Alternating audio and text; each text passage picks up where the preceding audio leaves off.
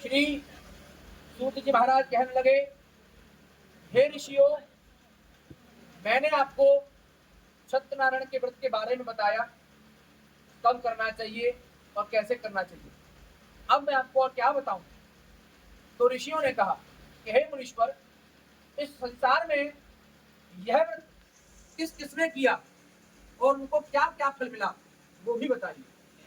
तो श्री सूत जी महाराज ने कहा, हे ऋषियों, एक सुंदर रमणीक काशीपुरी नाम की नगरी थी। इस नगरी में एक ब्राह्मण रहते थे और इनका नाम था शतानंद।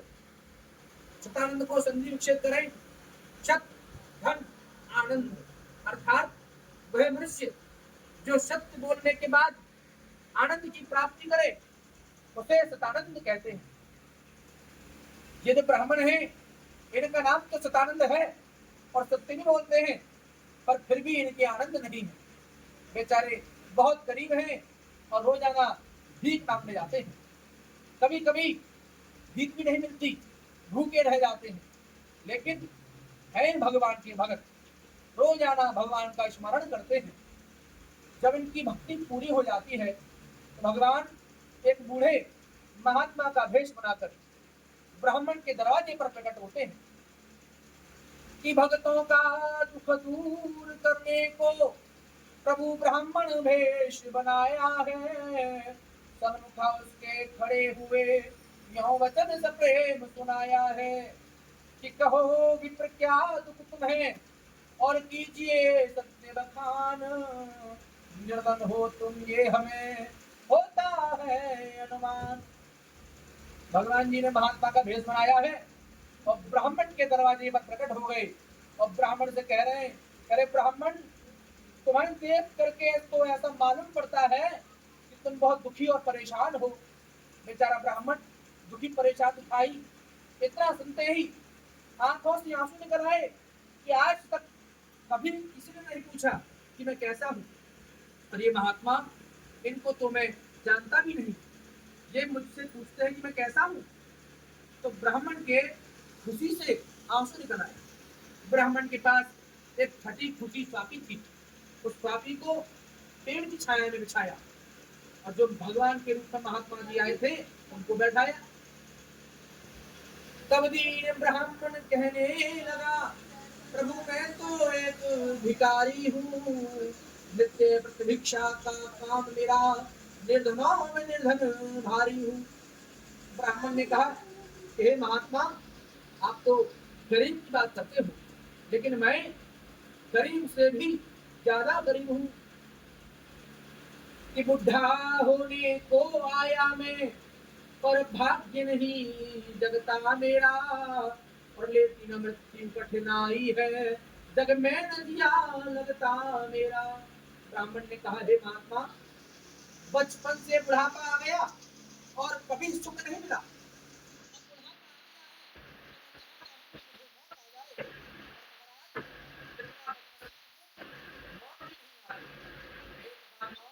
इस कष्ट से छुटकारा पाने का कोई उपाय अगर आप जानते हो तो मुझे बताइए, मैं आपकी शरण में हूं।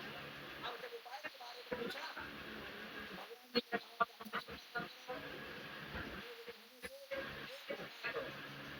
किसी एकांत जगह में भगवान सत्यनारायण की पूजा करो, भक्ति पूर्वक फल दूध दही घी शहद इसका प्रसाद खाओ, भगवान की पूजा करो, प्रसाद को ग्रहण करो तथा फल प्रसाद खाओ और भगवान का नाम ले करके सभी लोगों में अपने घर को बांटो और रात्रि में जागरण करो। इस प्रकार से व्रत करने पर तुम्हारी सभी इच्छाएं पूरी होंगी। और इतना कहते ही भगवान ने जो महात्मा का रूप रखा था वो रूप अंतर ध्यान हो गया। ब्राह्मण के मन में शंका उत्पन्न हुई कि महात्मा जी न तो आते हुए दिखे न जाते हुए दिखे। मन में भाव आया कि ये कोई महात्मा नहीं है, ये तो कोई देवता है। अब तो मन में संकल्प कर लिया कि जैसा महात्मा जी बताकर गए थे वैसा अवश्य करूंगा। मन में संकल्प कर लिया। अब रात्रि हो गई। अब रात्रि को ब्राह्मण को चिंता में नींद नहीं आती, सोचने लगा, महात्मा जी इतनी सामग्री बता गए, दूध दही घी शहद बूरा, अरे मेरे पास तो खाने की रोटी भी नहीं, ये दूध दही घी कहाँ से लाऊं? तो सोचते सोचते भगवान का स्मरण करना शुरू कर दिया। और स्मरण किस प्रकार से किया, आप सभी लोग भगवान का स्मरण करेंगे। श्री कृष्ण गोविंद हरे मुरारे, हे नाथ नारायण वासुदेवा। श्री कृष्ण गोविंद हरे मुरारे, हे नाथ नारायण वासुदेवा। हे नाथ नारायण वासुदेवा, हे नाथ नारायण। श्री कृष्ण गोविंद हरे मुरारी, हे नाथ नारायण वासुदेवा। एकनाथ स्वामी सखा हमारे, एकनाथ स्वामी सखा हमारे, हे नाथ नारायण वासुदेवा। श्री कृष्ण गोविंद हरे मुरारी, हे नाथ नारायण वासुदेवा। वंदित है मैं तुम अवतारी, वंदित है मैं तुम अवतारी। कहीं जन में कहीं भले मुरारी, कहीं जन में कहीं भले मुरारी। किसी के जाए किसी के कहाए, किसी के जाए किसी के कहाए। है अद्भुत हर बात तिहारी, श्री कृष्ण गोविंद हरे मुरारी, हे नाथ नारायण वासुदेवा। वृंदावन बिहारी लाल की। ब्राह्मण ने रात भर भजन कीर्तन किया। भजन करते करते रात निकल गई, सुबह हुई। ब्राह्मण उठे, नहाए धोए, शंख बजाया और भीख मांगने को चल दिए। लेकिन जब पहले भीख मांगने जाते थे तो सोच कर जाते थे कुछ मिल जाए तो पेट भर जाए, लेकिन आज जब भिक्षा मांगने गए तो क्या सोच कर गए, कुछ मिल जाए तो भगवान की कथा हो जाए। तो भाव तो बदल गए, और भगवान तो भाव के ही भूखे हैं। जब मन में भगवान ने देखा कि भाव ब्राह्मण के अच्छे हैं, तो जहां ब्राह्मण भिक्षा मांगने गए वहां रहने वाले सभी लोगों की बुद्धि को बदल दिया। जो लोग भिक्षा नहीं देते थे, डांट के फटकार के भगा देते थे, आज वही लोग बुला बुला करके भिक्षा दे रहे। ब्राह्मण को पूरे गांव में नहीं मांगना पड़ा, थोड़े से घरों में से इतना धन प्राप्त हो गया कि सभी सामग्री बनाई, प्रसाद वितरण किया, खुद पा लिया। ये सब करने के बाद भी 2-4 रुपए बच गए। बड़ा खुश हुआ कि जिंदगी में पहली बार ऐसा हुआ कि मैंने खाया सो खाया, दूसरों को भी खिलाया और उसके बाद भी बच गया। ये तो बहुत अच्छा हुआ, अब तो ये काम मैं रोजाना करूंगा। अब ब्राह्मण ने रोजाना का नियम बना लिया, अब रोजाना भिक्षा मांगने जावे, जो मिल जावे ला के भगवान की कथा कर दे और प्रसाद बांट दे, तो भगवान प्रसन्न हो जाते हैं। कि द्वारे द्वारे पर फिरता था भिक्षा लेने को जो ब्राह्मण, और हुई कृपा सत्यनारायण की, धनवान बनाया वो ब्राह्मण। कंगाली किंचित रही नहीं, सब बिगड़े उसके काज बने। कल के दिन था जो सतानंद, महाराज सतानंद आज बने। कुछ दिनों में जहाँ झोपड़ी थी वहां कंचन के महल बन गए, जितने बिगड़े काम थे सब काम बन गए।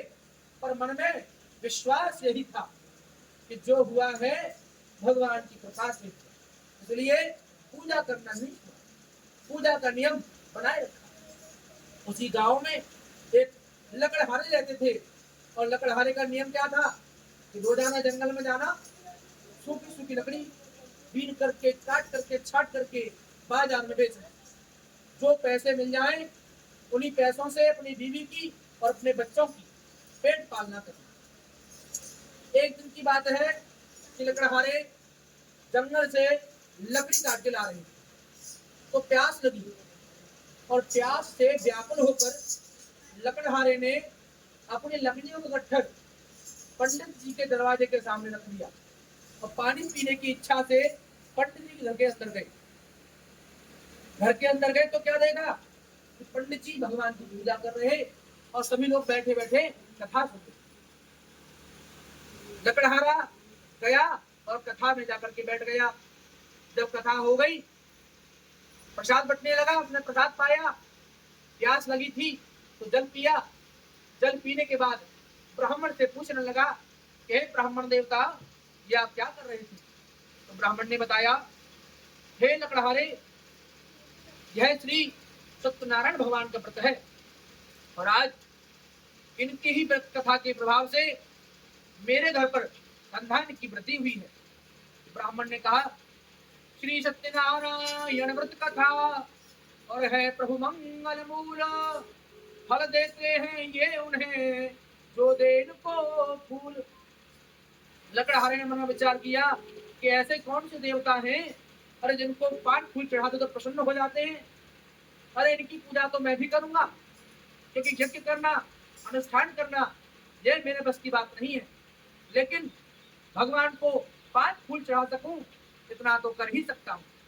उसने मन में संकल्प कर लिया।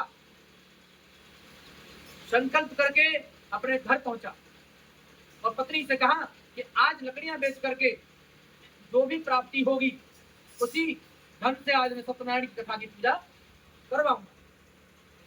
बाजार में गया, अब बाजार में जाते ही उसकी लकड़ियां प्रभु की कृपा से दूने दामों में बिक गई। सभी सामग्री लेकर घर आया, धर्म पत्नी के साथ में व्रत रखा, व्रत रख करके भगवान की पूजा कही, प्रसाद बांटा, खुद प्रसाद पाया तो भगवान प्रसन्न हो गए। लकड़हारे की बुद्धि फेर दी, जिस दिशा में जाता था लकड़ी काटने वो दिशा बदल दी। आज लकड़ी काटने गया और दूसरी दिशा में पहुंच गया। जब दूसरी दिशा में गया तो वहां पहले से कहीं गुना ज्यादा लकड़ियां मिली। जो दिन में एक गट्ठर बनता था लकड़ी का, आज दिन में 10-10 गट्ठर बनने लगे। धन धान्य की वृद्धि होने लगी। एक नौकर रखा, 2 नौकर रखे, अब नौकर काम कर रहे हैं और वो सेठ बन करके बैठे हुए।